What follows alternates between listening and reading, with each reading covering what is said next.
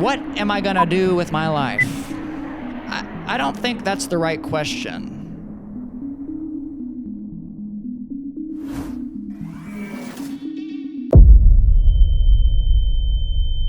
I think that's why people are miserable, because they spent their whole life consuming themselves with the what and never answered the why.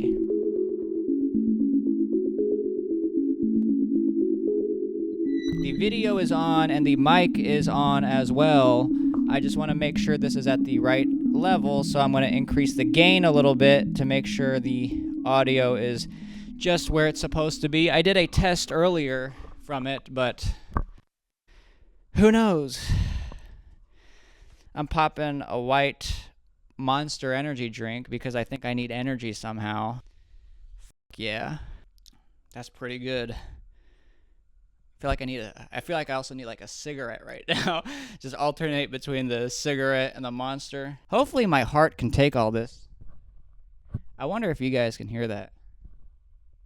I see the audio bar going duh, duh, duh, duh, duh, so maybe you can hear it. Who knows? Let's ask some serious questions here. Let's ask a very serious question. What are you going to do with your life? Huh? You ever think about that? What are you going to do with your life? What are you going to do with your life? What are you going to do with your life? What? ¿Qué hora es? How do you say that in Spanish? 你打算用你的生活做什么? Was machst du mit deinem Leben? Whatever. What you gonna do with your life? What are you going to do with your life? What are you gonna do with your life? What are you going to do with your life? With your life. You only have one, isn't that crazy? So, what are you gonna do with your life? What are you gonna do with your life? What are you gonna do with your life? What are you gonna do with your life? Who cares? We're all gonna die anyway. I don't say that to be nihilistic or edgy. You know, I didn't start reading Nietzsche yesterday. God is dead, and so are you. Me on my first date. I say it because it's true. If there's one thing I know for a fact is that we're all gonna die. That's crazy. Did you know that? Like, people know, obviously, but do they really know? You know what I mean? People act as if they're gonna live forever, spending all their time worrying about a future that doesn't exist. What am I gonna do with my life? Who would do that? And by the time they reach the end of life, they're shocked to find out that this was the whole point, the moment. That's why they call it a present, so enjoy it. Instead, the question should be, what am I doing now? Well, I'm asking myself, what am I gonna do with my life? That's what I'm doing now. I'm trying to figure out what I'm gonna do later. What a waste of time. I think it's a question that everyone asks themselves, but the older you get, the more time that goes on, or the closer you are to death, the less it really matters. Try asking an 80-year-old, what are you gonna do with your life? They'll look at you like a dog looking at its own reflection. I don't know. Watch the TV, then die. I don't see what the urgency is here. Mark Levin says we should bomb Iran. Again. Or imagine a Make-A-Wish. A celebrity visits a kid dying of cancer, usually John Cena. The kid is so excited. Then in walks John Cena with his, muscular arms and that face of his, and he says, Chinese. 早上好，中国！现在我有冰淇淋，我很喜欢冰淇淋，但是 which translates to, so young man, what are you gonna do with your life? Got any big plan for the future? The kid's lying in bed with his bald head like, the future, I plan to have a sip of water. I tried learning the Chinese for that line, but it's actually harder than you think. 那么，年轻人，你打算用你的生活做什么？对未来有什么大计划吗？ What's the third part? 那么，南京文，那么，南京文，那么，南京文。那么，年轻人，你打算用你的生活做什么？对未来有什么大计划吗？ Okay, I kind of zoned out there for a second. Hold on. 那么，南京文，你打算用你 all the languages fucking suck. English is the best. The only thing better than English would be telepathy. Like, here's a thought. Although that would be bad, because all your malicious schemes would be revealed. The girl that you're with would be like, you're thinking, what? Driving me to a remote location and putting me in a ditch? Ha ha ha. But it's true. We're all gonna die, and that's okay. I say it with a smile on my face. This is supposed to be great news. You're telling me I'm gonna die? That my life is nothing but a dream within a dream? That all my problems will end? What a relief. This is like, thanks. I don't know what to say. Like, should we bake a cake or something? This is the greatest news. That's how we should greet each other from now on. Hey, you're gonna die. Oh, thanks. For a second, I was taking myself too seriously. We need to have a real perspective about things. It's good to be alive, and it's also good to be dead. The bad part is the catastrophe in the middle. That's the terrifying part, the transition. It's like a shit sandwich, because existence is not so bad. I'm sitting here talking, oxygen feels pretty good, I guess. Then I die, and that's painful and scary. Like, I could get into a car accident, I could get bitten by a dog, or I could just wait. The death part is not so good. Then you enter non-existence, and that's not so bad. That's why we love to sleep. All your problems are gone, and you are just not. You ever see a photograph of your parents before you were born? It's pretty amazing. It just goes to show that the world continues on, but since the world is merely a dull representation of your mind, you don't die. The world dies for you, since you are no longer there to experience it. This crude deception that we all foolishly entertain. That's why I don't understand why funerals are sad. Yes, we miss them, but they're not actually dead. We're the ones who are dead for them. For us, it's like one dude, but for them, it's everyone and everything. They're the ones who should be throwing a funeral for the world. We really have it backwards, Like, I wonder what they think. They're probably like, what are these motherfuckers crying about? I'm the one who should be sad. That's why we should throw a party for them to cheer them up. Don't put grandma in a casket underground. Who would do that? We celebrate fireworks on 4th of July. Launch her from a cannon and watch her explode like confetti. That seems more appropriate. I'm not going to suffer for 80 years just to have everything die for me at the end, only to be solemnly lowered into the ground while everybody cries. What are we doing here? Celebrate me. Fly me to the moon. Let me play among the stars. Let me see what spring is like on Jupiter and Mars. We act like it's sad when someone dies.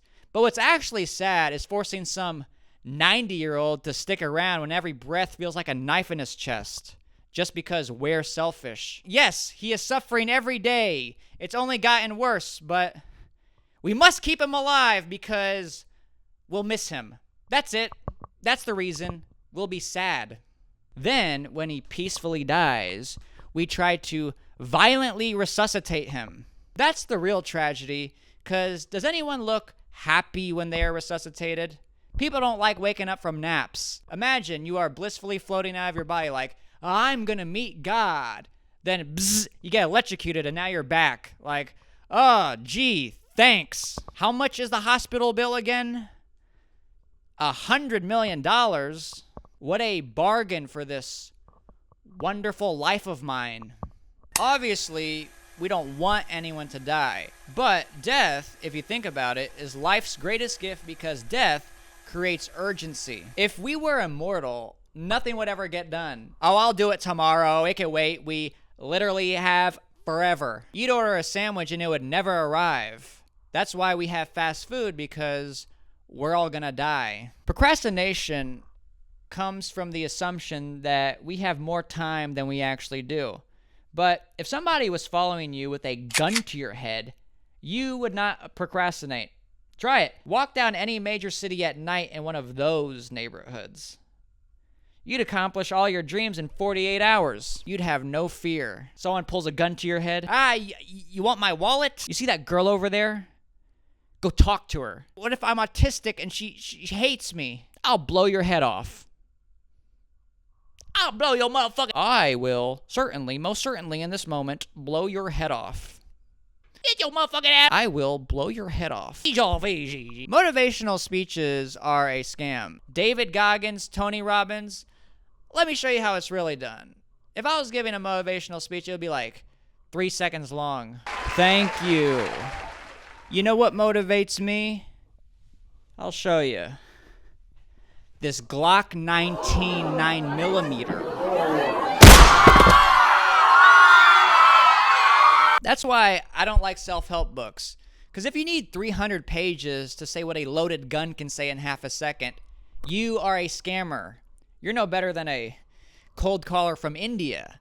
You're no better than Vivek Ramalama Salami Sandwich. Hello, my name is Vivek Ramalama Salami Sandwich. I am calling about your Amazon account. If I started giving motivational speeches, there'd be an article in the New York Times. Motivational speakers hate this guy. How one man inspired millions. And it would just be a picture of me with a gun to my head. Instead of a book, I would just deploy a guy to your house with an AR-15. Get the fuck off the couch! Your dreams are gonna come true. My dreams? Oh boy. Another good thing about death that I was thinking about is how death also creates love. Because if we were immortal, we would certainly hate each other. Like, people already hate each other knowing they're gonna die. Imagine if there was no death. Oh, it's you.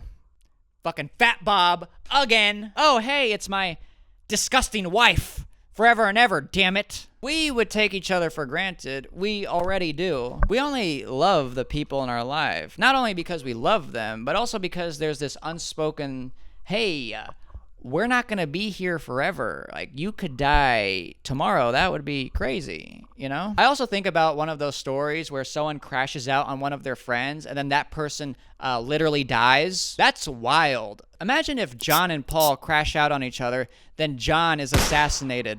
I hate you, John. He reads the paper the next morning.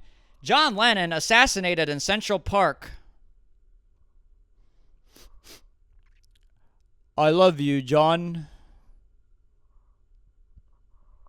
That wasn't me. I was thinking about this the other day.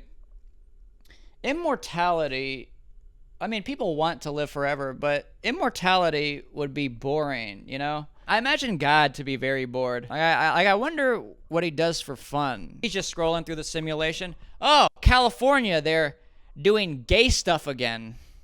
Burn it. Oh, Israel, my chosen people, they're blowing up children. 110. Oh, a funny-looking German fella. This seems very interesting. No, they got him!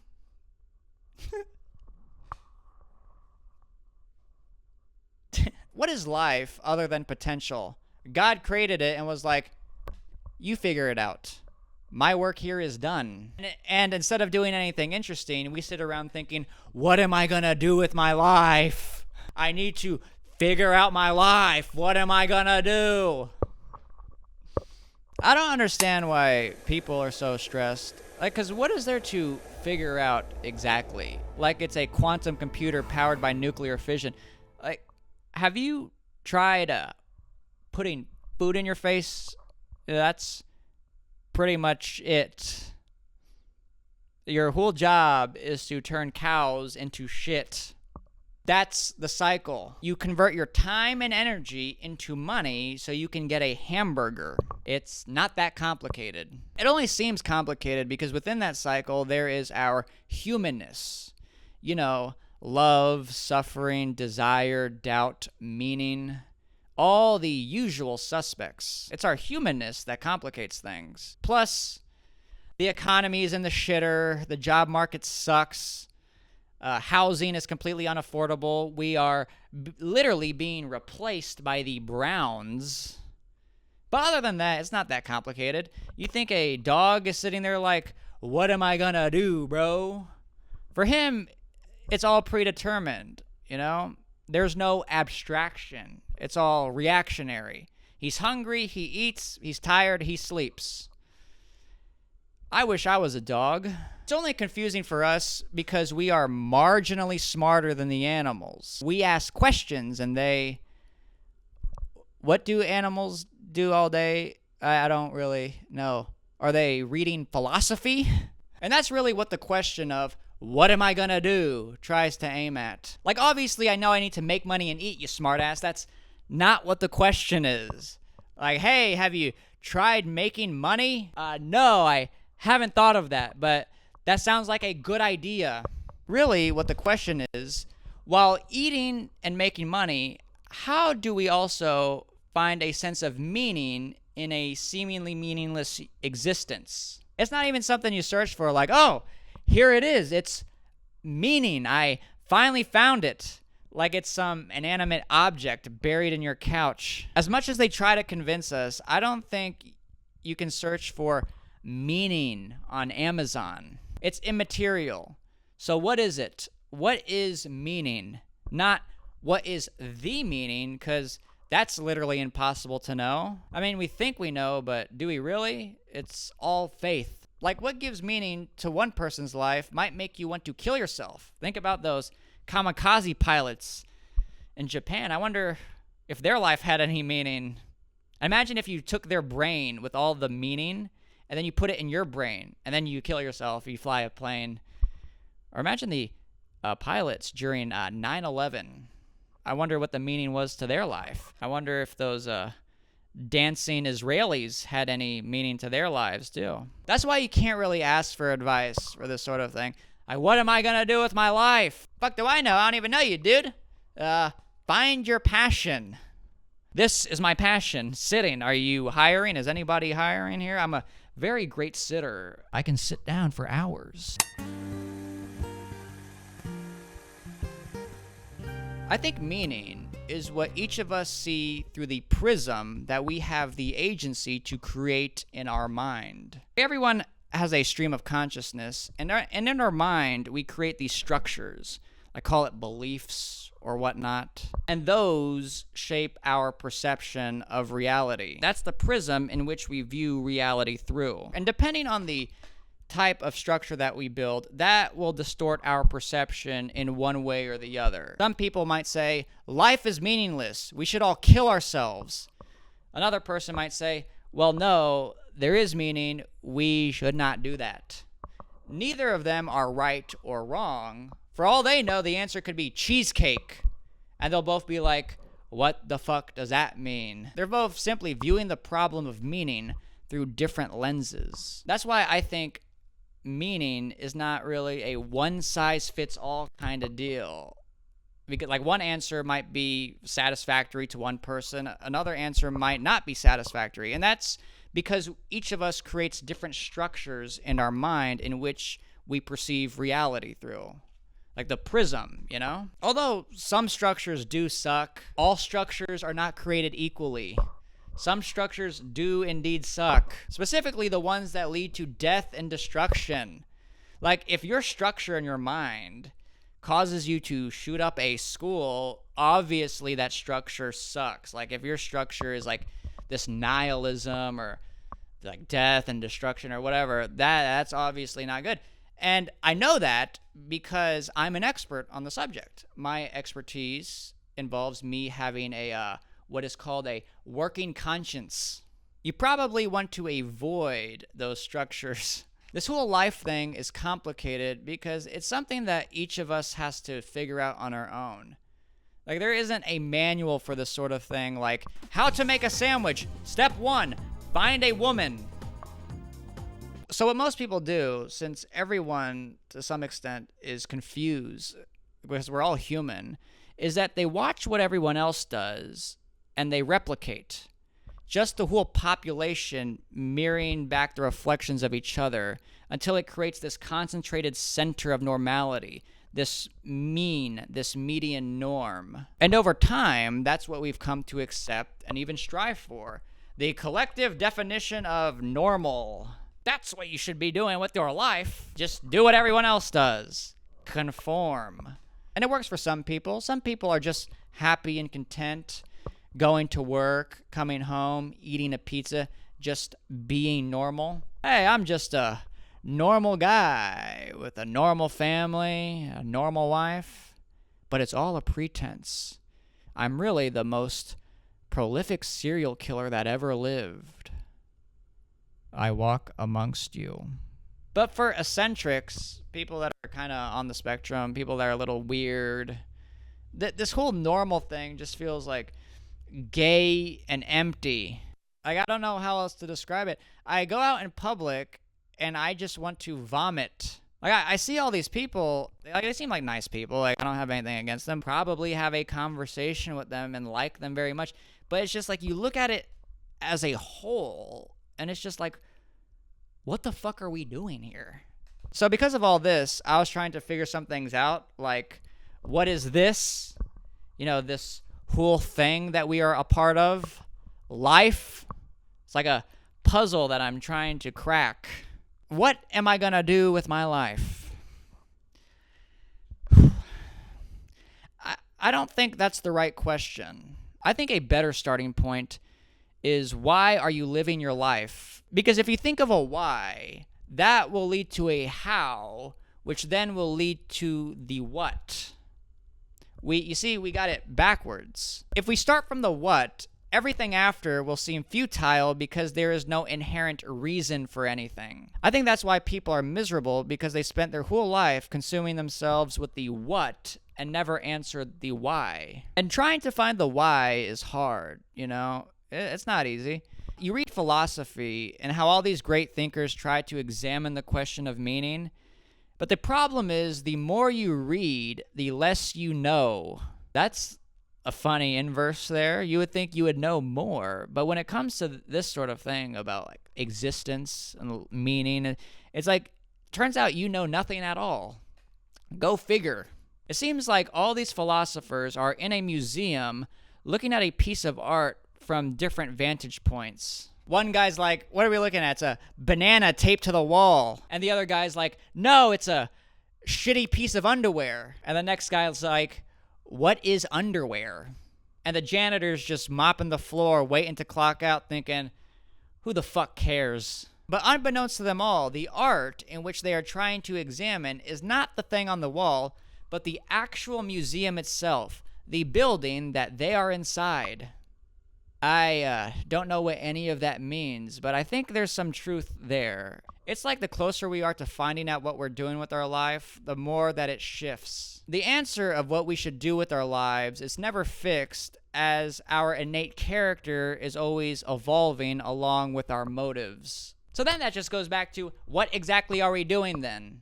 You see how it just circles over and over, just circles back on each other? It's like, we're getting closer and closer, but the closer we get, the further we are away. It's like, it just gets closer, it concentrates, and then it expands at the same time. My thing is, it really doesn't matter, because we're all gonna die anyway, so you just might as well get after it. Just think about it. You really only have three options. Legitimately.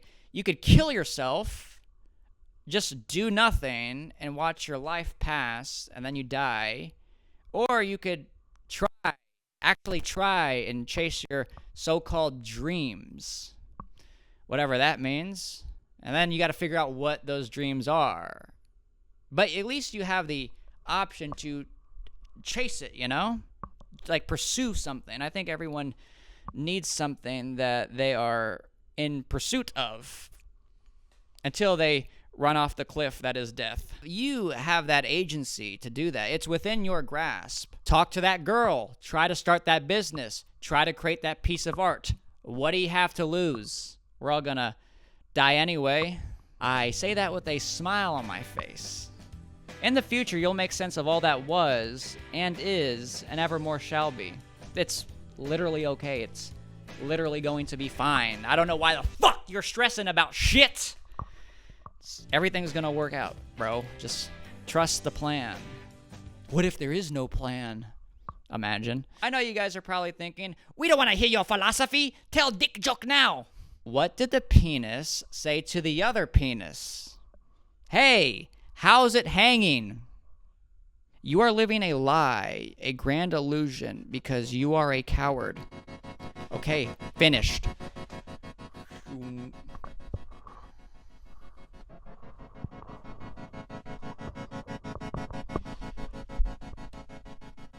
You are living a lie, a grand illusion, because you are a coward. The end. All you were to me, all you were to me, was just a little taste of heaven.